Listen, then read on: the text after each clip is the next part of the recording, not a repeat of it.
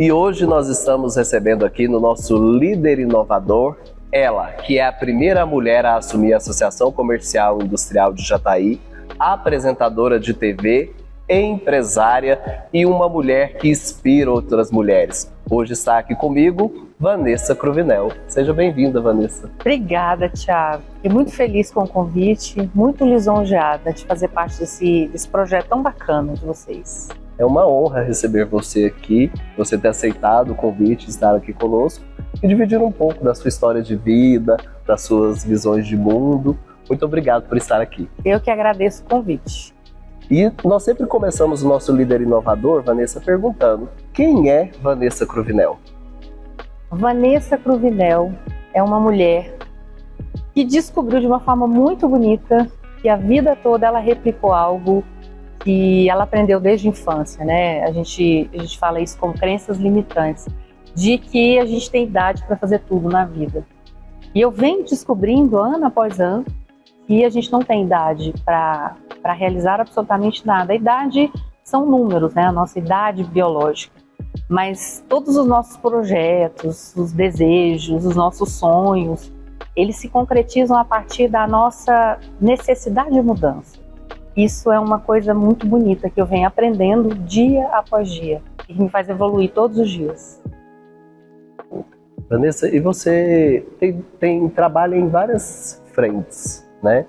E todo esse seu despertar, você até iniciou a sua vida lá nas redes sociais, no Instagram, né? Sim. Nos 45 do segundo tempo. Foi aos 45 anos esse seu despertar? Foi. Interessante, Thiago, nós somos, né, amigos há tanto tempo, você se lembra disso.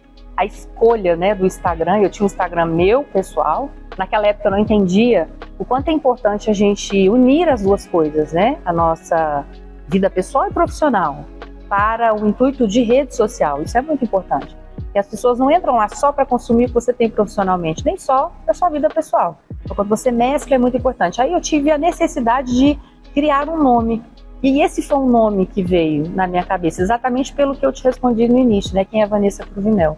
Nos 45 do segundo tempo, que é uma frase que a gente sempre replica, né? Em função de jogo de futebol, ou seja, estava acabando literalmente e aí você pode mudar o resultado da sua vida e do jogo. Então, por isso eu escolhi o nome. E, coincidentemente, quando eu comecei esse meu despertar, aos 44 anos, eu finalizei esse processo porque ele veio a partir de uma necessidade de mudança de coisas que eu vinha fazendo, né, principalmente no que diz respeito à alimentação, de forma muito errada, e que me causou algumas consequências negativas, né? E com 45 anos eu finalizei esse início desse processo, então por isso a escolha do nome. Bacana, né? Só que eu troquei. Já tem quase 2 anos, eu vi a necessidade realmente de trazer a minha marca pessoal, que é algo que hoje eu trabalho, e eu acho muito bacana, né? Trazer o nome mesmo, a Vanessa. Quem é a Vanessa, o que a Vanessa faz e de que forma ela pode, de uma forma muito humilde, inspirar outras pessoas. Eu acho que a palavra correta é inspirar. Eu acho bacana. Você, assim, nos seus posts, né, em todo o seu trabalho ligado às redes sociais, você fala muito de mudança, de transformação. Qual que foi seu clique, né? Aquilo que fez você olhar e dizer assim, olha, eu preciso mudar minha relação com a alimentação, eu preciso mudar minha relação com o exercício físico, eu preciso mudar a minha postura profissional, a minha imagem pessoal. Qual foi esse clique? Essa é uma pergunta que eu me faço até hoje. E eu vou dizer uma coisa, eu fui em busca dessa resposta em todas as vertentes possíveis. Pra você ter noção, eu fui atrás de um psicólogo holístico, eu fui atrás de um terapeuta que faz terapia, essas terapias energéticas. Eu estudei, eu busquei entender e eu até hoje não tenho uma resposta para te dar. Mas eu vou te falar do que eu acredito. Eu acho que qualquer pessoa, quando ela se sente em alguma situação incomodada, aquilo de uma forma inconsciente está o tempo todo ali inconscientemente lembrando aquela pessoa que aquele lugar não está confortável. Sabe aquela frase? Estar na zona de conforto? Eu estava na minha zona de conforto e muitas vezes a zona de conforto não é um lugar confortável. Você está ali porque está fácil, está prático, você não precisa se mexer. Então eu acredito que o meu despertar, essa minha mudança veio a partir do momento que eu alinhei o meu subconsciente com o meu consciente. de que eu já estava com 44 anos, né, casada há tantos anos, meus filhos já criados, né, literalmente. O meu caçula na época estava com 10 para 11 anos. E eu vi que se eu continuasse replicando aquilo que eu vinha fazendo, no que diz respeito à comida, por exemplo, durante 30 anos, né, eu tive transtorno de compulsão alimentar durante 30 anos. Nunca foi diagnosticado, mas eu tive, nunca contei para ninguém, nem para os meus pais, nem para o meu marido, nem para filho, então ninguém nunca soube. Então aquilo me fazia muito mal, porque eu vivia numa montanha russa de emoções, de sentimentos, que você está o tempo todo buscando se enquadrar, né, porque a gente foca muito na balança, mas você não se sente pertencente a lugar nenhum. E cobranças do que diz respeito à idade, que é o que eu iniciei falando, que eu gosto de frisar isso. Você muitas vezes se limita pela idade que você ouve a vida toda, que existe para todas as coisas. Na verdade, ela não existe, ela está dentro da nossa cabeça. Isso é muito importante, as pessoas poderem ter esse entendimento, sabe? Então, meu despertar veio a partir disso, de uma necessidade de mudança, quando eu entendi que eu seria capaz de realmente transformar o que eu quisesse. E profissionalmente, eu trabalhei durante muitos anos. Comecei a trabalhar com meu marido no grupo, nós estávamos namorando, a gente tinha uns 3 anos de namoro, mais ou menos, a gente namorou 6 anos antes de casar. Casei, continuei trabalhando, adoro, né? Gosto, eu sempre trabalhei com gente, com pessoas, eu trabalhava na parte de gente e gestão. E aí, quando eu engravidei do nosso 3º filho, eu resolvi dar uma pausa realmente para ficar com eles. A diferença de idade deles é muito grande. Eu estava com uma de 12, uma de 7 e um bebê recém-nascido. Aí eu resolvi realmente parar. Era confortável? Era. Um privilégio. Se você for analisar, poder ficar em casa, com os filhos. Mas naquele momento eu não entendi que eu poderia continuar fazendo alguma coisa mesmo estando em casa. E esse foi o período mais turbulento, eu acho, da minha vida. Eu estava incomodada. Aquilo não estava me fazendo bem, apesar de estar na zona de conforto. Vanessa, você tem um método, né, que você nominou de dentro para fora, e você acha que todo o processo de mudança ele precisa realmente começar de dentro para fora? Ele precisa começar de dentro para fora. Se a gente busca algo externo, por exemplo, do peso, né, que é muito comum. Hoje em dia, a gente está numa população mundial acima do peso. Nós temos, são quase 3 milhões de pessoas obesas em todo o mundo, né? Assim, com um nível de obesidade muito alto. E esse número vem crescendo a cada dia. A pressão das redes sociais, hoje, ela é muito grande, porque todo mundo precisa se enquadrar, né? Você vê alguém que coloca você no Photoshop, você coloca um filtro, a pessoa tá linda, não tem gordura, não tem excesso, não tem nada, mas aquilo é um aplicativo que faz. Então essa cobrança, ela gera uma ansiedade coletiva. Então se você busca aquele resultado na balança, ele tende a ter início, meio e fim.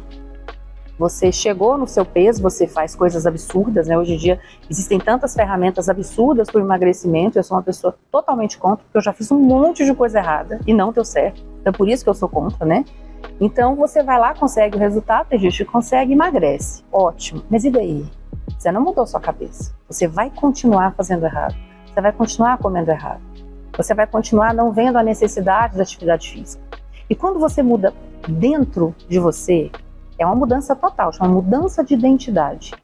Aí você já não mais acredita que você pode mudar. Você realmente muda. É doloroso, é um processo, mas ele é conciso, ele é sólido, ele é duradouro. De outra forma, ele não vai dar certo. E isso é para qualquer coisa na vida. Mas eu pego essa questão da mudança com relação à comida como algo que eu vivenciei. E algo que eu busquei depois, além, né, no começo eu tive bastante dúvidas, eu busquei na ciência uma explicação fisiológica para tudo que eu passei. Por isso hoje, né, eu me tornei neurocientista em busca dessa resposta. Me especializei nessa área para entender. E é tudo aqui dentro, é da nossa cabeça.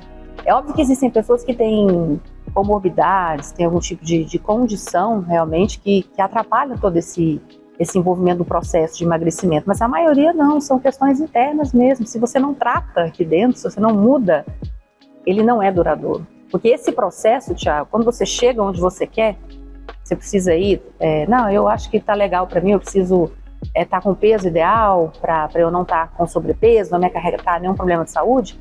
A partir dali começa um outro processo e é muito mais difícil. que é manter. E manter é sempre mais complicado, porque a gente sempre vai ter festa de Natal, a gente sempre vai ter confraternização de final de ano, com amigos, aniversário de família, época do milho aqui, que é a época melhor para comer, tudo de milho é muito gostoso. Você vai deixar de comer? Não. Por isso você tem que mudar a relação com a comida. Como que você muda? Mudando o jeito de pensar. Vanessa, e quando essa sua mudança se transformou num propósito? Porque hoje você tem como propósito, né, seja com o método, seja no Instagram, seja na liderança da CIG, isso se tornou um propósito de vida para você? Para eu poder mostrar para as pessoas algumas coisas. Vamos pontuar as que são mais importantes. A primeira delas, para mim, é entender que a felicidade, ela não é um sentimento, ela é uma escolha. Ah, mas como? Ela é uma escolha.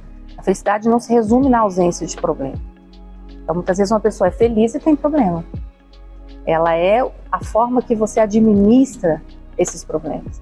Então, tem muitas pessoas que esperam o período para estar no peso adequado ou para estar profissionalmente enquadrado para ser feliz.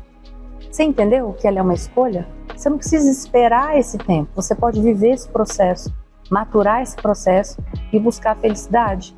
Como eu te disse, ela não se resume na ausência de problemas. Existem pessoas, eu tenho certeza que você conhece, a gente convive com pessoas assim, que você sabe que tem problema, principalmente quando é um problema de saúde, que é algo que você não tem, né? Talvez um controle, são pessoas felizes. Ela administra esse problema, não deixa de viver. Então, poder levar isso para as pessoas é algo incrível. Incrível. E principalmente pelo fato de eu ser mulher. Então, hoje eu tenho o privilégio de viver numa geração que tem uma mentalidade mais aberta. Então, mulheres hoje ocupam espaços que antes não eram ocupadas. E eu ser uma mulher madura, isso para mim é mais especial ainda. Eu acredito que se esse despertar tivesse vindo quando eu tinha 29, 30 anos, ele não teria a finalidade, a importância e o peso que ele tem hoje para as pessoas que convivem comigo, para os meus filhos como exemplo, para as pessoas que me acompanham no Instagram, porque eu não me limito por isso. Então, essa maturidade é uma dádiva que a gente tem na vida, poder amadurecer, evoluir e aprender todos os dias, né? Nós somos constantes aprendizes. Tanto é que se alguém chegar para mim e falar assim, nossa, eu cheguei num patamar da minha vida que eu acho que eu já aprendi de tudo. Hoje eu quero só ensinar. Essa pessoa se perdeu. O ego fez com que ela se perdesse. Então, nós somos constantes aprendizes, né? A gente tem que lembrar daquela frase de Sócrates, que é muito importante, só sei que nada sei. Vanessa, quando você fala, né, que o seu despertar, se tivesse sido anteriormente, você acha que a nossa experiência de vida e aquilo que a gente vai vivenciando é que contribui para que a gente amadureça e desperte no momento certo? Não tenho dúvida alguma disso. A maturidade, ela não vem com a idade, ela vem com a vivência.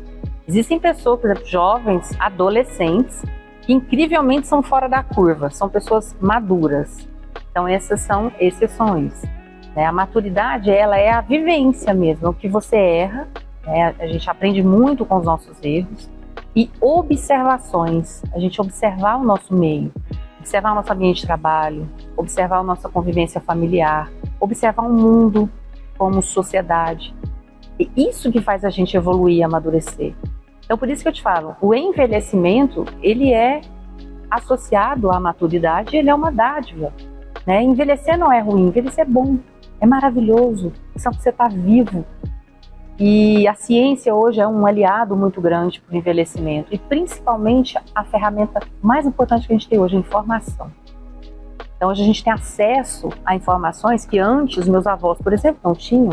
Eles não sabiam que eles precisavam fazer atividade física para manter a parte emocional, a parte psicológica, aliviar estresse, ansiedade, prevenir depressão, é um aliado a manter o peso, ele libera os nossos hormônios de bem-estar, serotonina e endorfina, só através da atividade física. Eles não tinham essa informação antes. Hoje nós temos. E se a gente não faz consciente que a gente está fazendo errado. Então a informação é maravilhosa. Então as pessoas estão envelhecendo com mais qualidade de vida. Elas estão envelhecendo com mais saúde, tendo uma preocupação maior com o que alimenta. Hoje, por exemplo, eu já sou avó, eu completo 50 anos em novembro, e eu sou uma avó que senta no chão, cruza as pernas e vou brincar de boneca com ela. E eu faço musculação 5 dias na semana, não é porque eu gosto, porque eu definitivamente não gosto. Mas é porque eu sei da necessidade e eu sei o quanto ela é importante para mim. Eu quero brincar com a filha da minha neta. Então, é isso que eu busco. E onde que eu aprendi isso? Na informação. Vanessa, você é a primeira mulher a assumir a Associação Comercial e Industrial aqui de Jataí, né? E como tem sido esse desafio, né, de chegar e assumir a presidência de uma entidade que tem tantos anos e, enquanto mulher, ocupar esse espaço e poder contribuir com esse grupo, né, com os empresários e industriais de Jataí? Tiago, eu diria que foi um dos momentos mais desafiadores da minha vida. Eu demorei muito para tomar essa decisão. Porque não é algo ao contrário do que as pessoas pensam, né? Ou talvez por exemplos que a gente vê aí, o Brasil afora, não é algo que você está ali meramente figurativo para ocupar uma função. Tudo que eu faço, tudo que eu fiz na minha vida, eu sou muito dedicada. Eu faço com muito afinco, com muito amor. E assumir a associação, aceitar estar como presidente, não foi diferente. E me tomou algumas noites de sono realmente até tomar essa decisão. Porque eu venho com questões sociais atreladas a isso. Questões culturais. É uma mulher ocupar um cargo majoritariamente masculino, né? São cargos que ao longo dos anos, né? Quantos presidentes a CIG já teve nesses quase 72 anos? Todos homens. Tem alguma coisa de errado aí? Não, absolutamente não. Mas você quebrar isso, quebrar essa expectativa, ela gera sensações e opiniões divergentes. Ainda bem que a maioria de forma positiva, principalmente quem convive comigo, quem me conhece. Então vê isso como algo positivo e a minha responsabilidade aumenta mais ainda. Mas existem, é óbvio, em qualquer situação dentro da nossa sociedade, pessoas que desacreditam ou que colocam algum tipo de opinião, né, que poderia ser um empecilho. E isso é maravilhoso, isso faz com que você, cada dia, quando você acorda, você pensa, sua responsabilidade é muito grande. Faça o que tiver que ser feito de forma correta, dentro de todos os preceitos, né, e que você vá se orgulhar de você. Eu, há pouco tempo, participei de uma posse, e aí, na hora, eu não sabia que eu ia participar da fala, porque isso agora anda acontecendo com um pouco mais de frequência.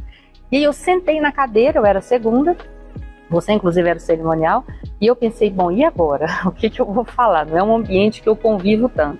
E aí eu lembrei de algo que eu li e ficou marcado na minha vida, que é o que eu trago para a CIG hoje, complementando a resposta à sua pergunta. A nossa vida, Thiago, inteira é um livro. Isso uma criança consegue entender. Sabe, com aquelas mensagens motivacionais de 1º de janeiro, você está recebendo um livro em branco, faça da forma que você quiser. E isso é uma verdade. As fases da nossa vida, os ciclos que a gente entra, termina, recomeça ou começa outros, eles são páginas em branco.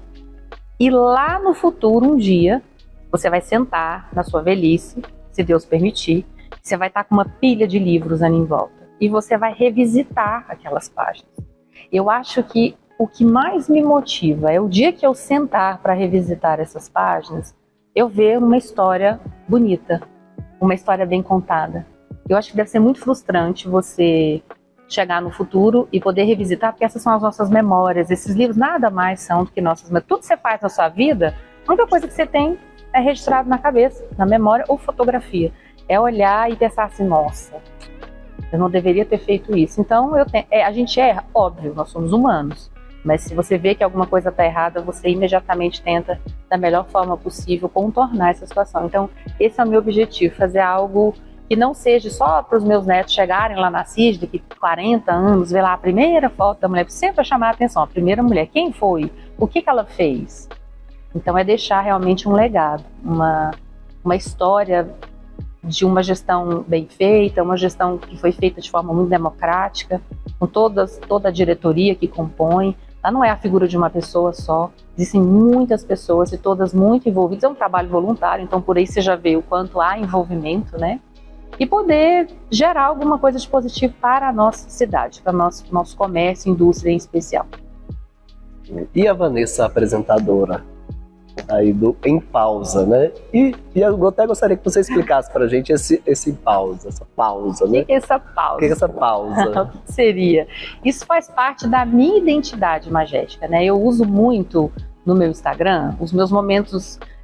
Esse ano eu não estou tendo muito momento de pausa de café, normalmente eu tenho a pausa, mas não lembro de registrar. Mas os meus momentos de tomar meu cafezinho, eu sempre coloco pausa para as pessoas lembrarem que nós precisamos de dar pausa. Porque senão a gente surta, a gente pira, né? Então eu comecei a postar a xícara de café e escrevia pausa. Ou seja, eu estou me permitindo tomar um café. E o nome do programa, quando ele começou há 3 anos atrás, era o nome do meu Instagram, que foi uma sugestão do Cristiano e do Gaspar. Não vou colocar o nome do seu Instagram.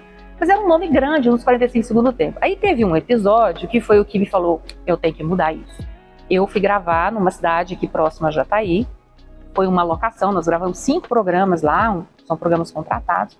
E era que eu cheguei lá na recepção do hotel, aí lá, vocês são da equipe dos 45 segundos do tempo? Nossa, uma mulher na frente de um programa de futebol, que legal. Aí eu falei, não, então, não é um programa de futebol, né? É um programa de entretenimento.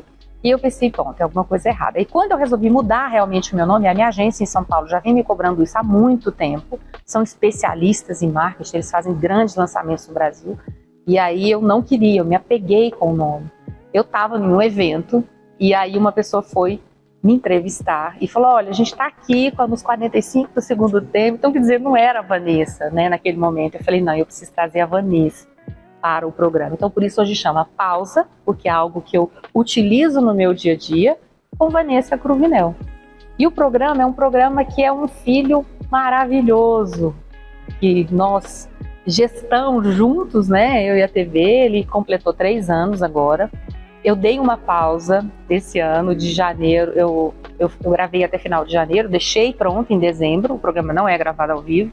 Fevereiro, março, abril e maio, o Guto, que é o produtor do programa, e o apresentador do quadro Café com Ciência, que é um quadro cultural super bacana, que ele dá dicas literárias, referentes à temática do programa, ele que está à frente do programa desde então. Dia 20 agora de maio, eu retomo as gravações do programa, à frente do programa, e com uma notícia maravilhosa, com o meu estúdio. Depois de 3 anos, agora um estúdio todo pensado, projetado, cenário, que é a minha cara, dentro da minha paleta de cores, vai ficar maravilhoso, eu estou muito empolgada. E é um programa que, ontem, por exemplo, eu estava num lugar com a minha família, no final do dia, e uma criança, acontece com muita frequência, uma criança de uns 7 anos começou a sorrir para mim, aí eu já sei, porque isso já aconteceu outras vezes. E aí ele comentava com a mãe alguma coisa, e a mãe, não é. Eu não tava, eu tava de camiseta, calça jeans, do jeito que eu tava no final de feriado. E aí por fim ele veio, chegou pra mim, eu posso te fazer uma pergunta? Você é a Vanessa da TV Sudoeste? Eu falei, sou, né? Ele ficou tão feliz. Então assim, eu fico tão feliz de um trabalho que eu jamais pensei que eu pudesse fazer, né? Nunca passou pela minha cabeça. E desde que eu recebi o convite do Cristiano e do Gaspar, que foi em janeiro de 2020, eu comecei a aprender, assistir televisão demais, esse tipo de programa, fiz uma imersão realmente para poder aprender. E continuo aprendendo, eu tenho muito que aprender ainda, mas é algo que eu faço com muito amor. Eu adoro e aprendo muito.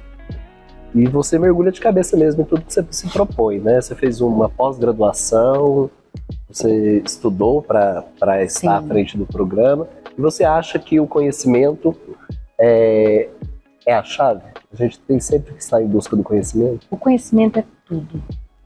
O dia que você desistir de buscar conhecimento, eu acredito que a vida não tem mais sentido. Por exemplo, a minha formação é Direito. Eu sou advogada, inscrita no AB há 26 anos.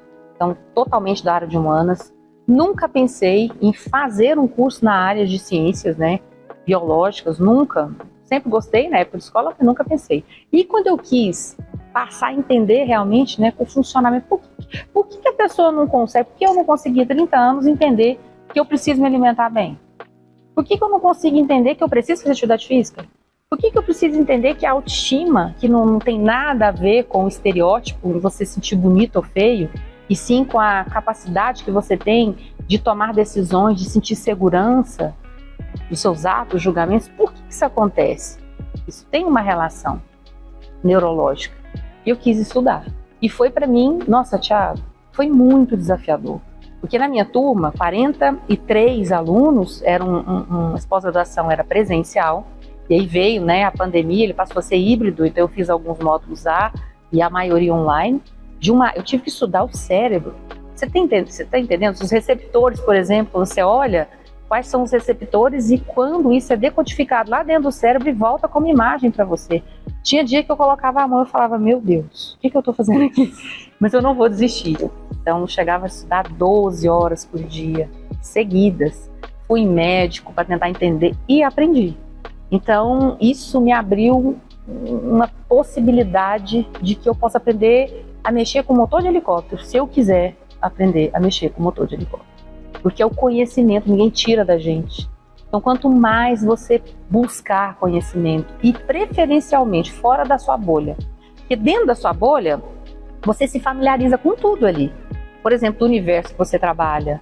Tudo que você vê ali tem algo familiar. O que você está acrescentando ali? Um conhecimento, óbvio, mas nada de extraordinário. Quando você sai da sua bolha, você vai para um mundo totalmente paralelo ao seu, aí a coisa muda. E é fantástico, e é viciante. Eu estou me segurando, eu quero iniciar uma outra especialização, vou esperar passar a gestão da CISP, que realmente me demanda, né, uma dedicação, e eu quero me especializar na área de nutrição. Eu quero fazer um curso voltado, porque eu sou apaixonada, e eu tenho certeza que vai acrescentar muito para mim, para minha vida pessoal. E para o trabalho que você desenvolve também, sim, né? Com certeza.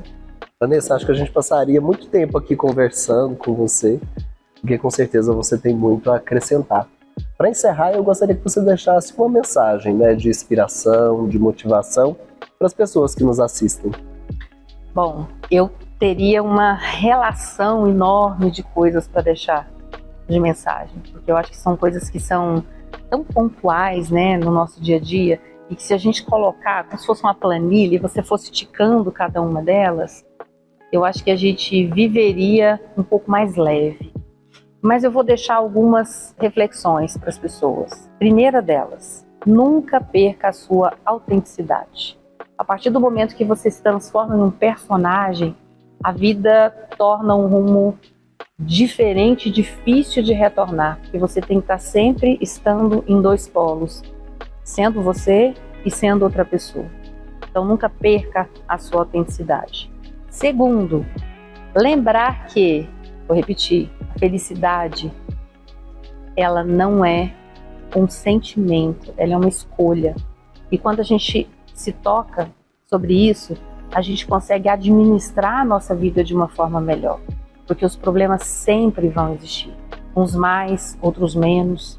Não existe ninguém que não tenha um problema. Então, saber administrar isso é muito importante. Não perder a fé, independente da espiritualidade de cada pessoa. A gente tem que acreditar em algo que a gente possa contar, né? Que seja naquele momento seu ali de silêncio, de oração, de reflexão, de meditação, independente do que a pessoa acredita.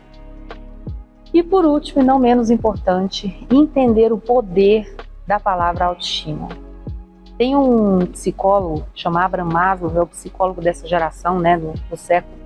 Ele desenvolveu uma pirâmide e que a base da pirâmide, para você ter noção, são as nossas necessidades básicas, fisiológicas, alimentar, respirar, beber água. E essa pirâmide vai subindo. E lá no topo dela, então, tem vários degraus. Lá no topo está a realização profissional.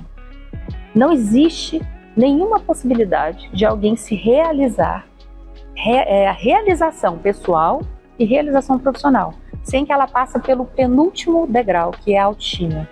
Então a pessoa pode conseguir tudo ali, ela está estável, ela se alimenta bem, ela respira, ela está num lugar, o segundo é segurança, morar e estar seguro, o terceiro é o pertencimento. Você tem que se sentir pertencente a algum grupo, nós somos seres gregários, a gente precisa fazer parte de um grupo, e depois vem a autoestima, que é a capacidade que nós temos de tomar decisões com segurança e, consequentemente, sentir mesmo segurança nos nossos atos de julgamentos. Então, para as pessoas não subestimarem o poder da autoestima. E se a pessoa detectar que, eventualmente, ela esteja comprometida, que ela busque ajuda. E só assim ela vai se chegar, né, nesse topo, que é a realização pessoal e profissional, independente de classe social, condição financeira, realização mesmo.